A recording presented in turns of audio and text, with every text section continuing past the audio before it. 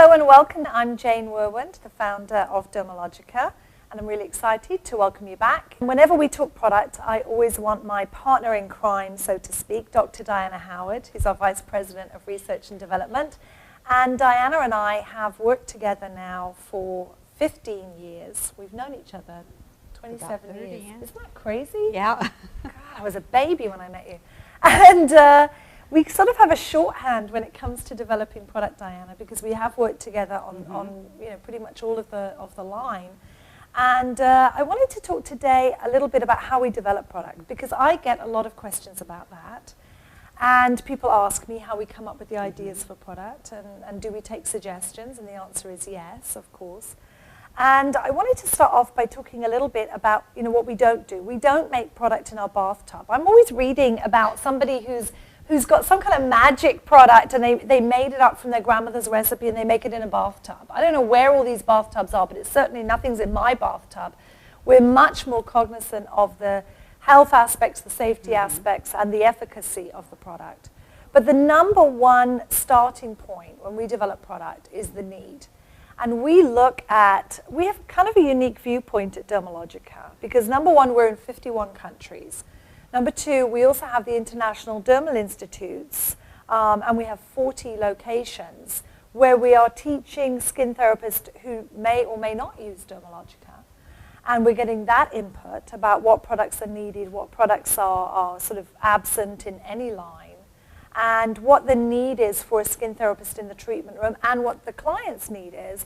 And of course, because we have our own flagship locations, we know firsthand from the client what they're looking for and what they like, and even the kind of packaging they like to use. And with all of that circling around, we initiate our new product ideas usually from a thought or a conversation or something. We sit down and brainstorm what the feasibility of that idea might be. And I've got some ideas which Diana well knows that I've been waiting to make for years and still are not able to be made, because either there's no such ingredient, or there's not the technology, or we don't have the packaging for the delivery system that I want. But quite often we'll come up with an idea and it does come to bear fruit sometime later.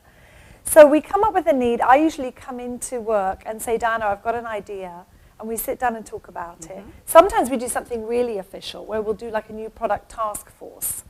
But that doesn't usually produce maybe as quick an idea as when we're talking together. Well, and actually, as you know, some of our best sellers have been the result of, on Monday morning, you coming in my office saying, I was lying in bed over the weekend and I had this great idea, daily microfoliant, power rich. Some of the best products in the Dermalogica lineup didn't come from committee discussions, but as you well know, they were just, you had an idea which combines with the research that we're always doing in the laboratory and at the International Dermal Institute, and that's kind of like the birth of the concept of the product, if you will, which is very exciting. It's my favorite thing is developing product, and yours.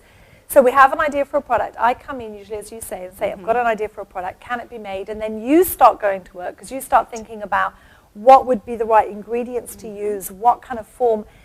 The interesting thing when we develop product, as you know, Diana, is that we have an idea of the product fully finished and done before we've even put anything into it.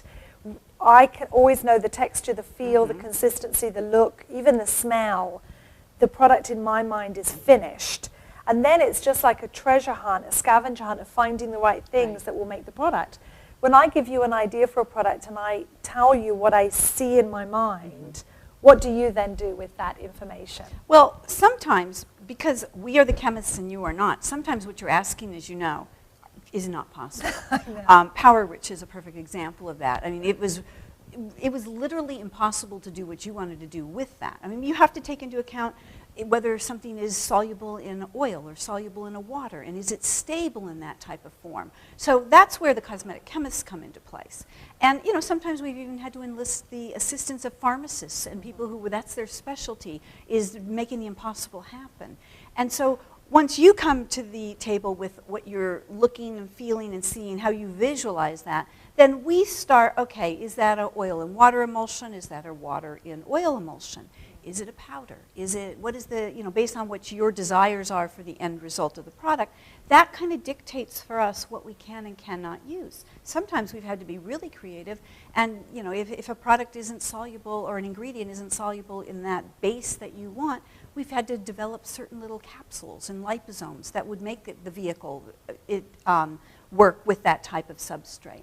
But it really is a combination of, we're always doing research, we've always got ingredients that we would love to use, we're just waiting for the idea of how do we slot it in, and then if it's a product that, let's say, is supposed to be an exfoliating product, then we're going to look at specifically exfoliating ingredients, and then develop the submissions, which, as you know, we can have as many as 200-300 submissions before you finally give us the green light and we start paneling it for efficacy.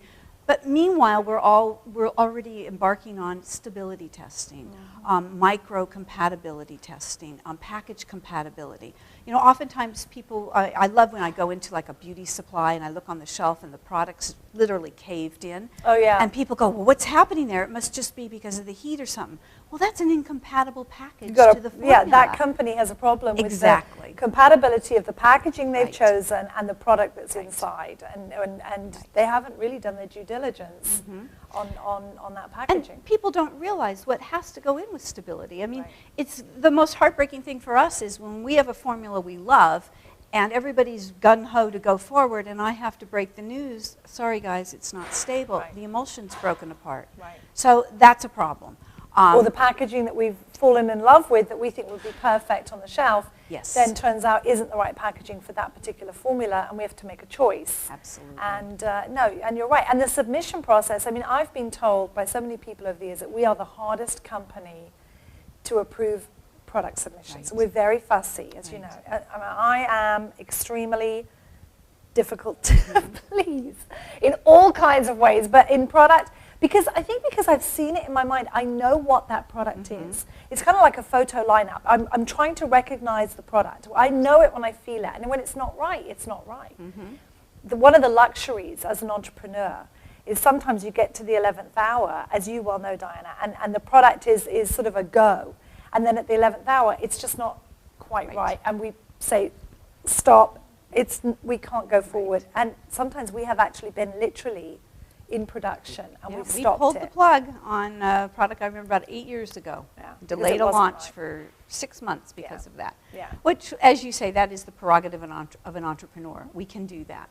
And because we stand so much behind the product, that to us is we don't want to ever do anything, as you know, that jeopardizes the credibility of the brand. That's right. Which is why once we go into production of that product, once we've completed all the efficacy testing and we get the results that we want, and we've done the panel testing on people that's their skin condition and that product is designed for someone like that, we go into production and everybody thinks, okay, then the product's done. But then we start this whole series of testing. That's part of our quality control. We want to make sure that the beginning, the middle, and the end of the batch of that production all meet specifications and standards so that we can even track that product in the event that we should have to pull a retain going down a year, 2 years, 3 years into the future. We can pull an example of that product so we can look at it and make sure that everything is still, the integrity of the product hasn't been compromised over the period of time. I mean, at the end of the day, we look at the efficacy of the product, we look at the results of the product that we're getting. We look at the stability, obviously, of the product. It has to be well preserved. Absolutely. It has to stand up in its packaging and retain its integrity over the shelf life of the product. And in the use of the product, if it's going to be used in a bathroom or in a treatment room or under steam or with massage or whatever it is, there's a lot of thought that goes into every stage of that. I'm very proud of the fact that some of our top-selling products are some of our most early products that have stood the test of time. And in the end of the day, that's the mark of a classic product. It's a product that continues to deliver over the years, and we continue to grow and evolve. It's an exciting process. It's the thing that we love to do the most. We're always working on new products. We work a couple of years ahead, so in our minds we're already a couple of years forward from where we are right now, and I always feel the product's already been launched when in fact maybe we're still 6 months to go, but we've already put it behind us because it's a done deal and we're on to the next thing. Always exciting to talk about it, Diana. I know in fact this afternoon we have a meeting on new products. Absolutely. Lots to talk about there. Thank you very much for joining us. We'll see you next time.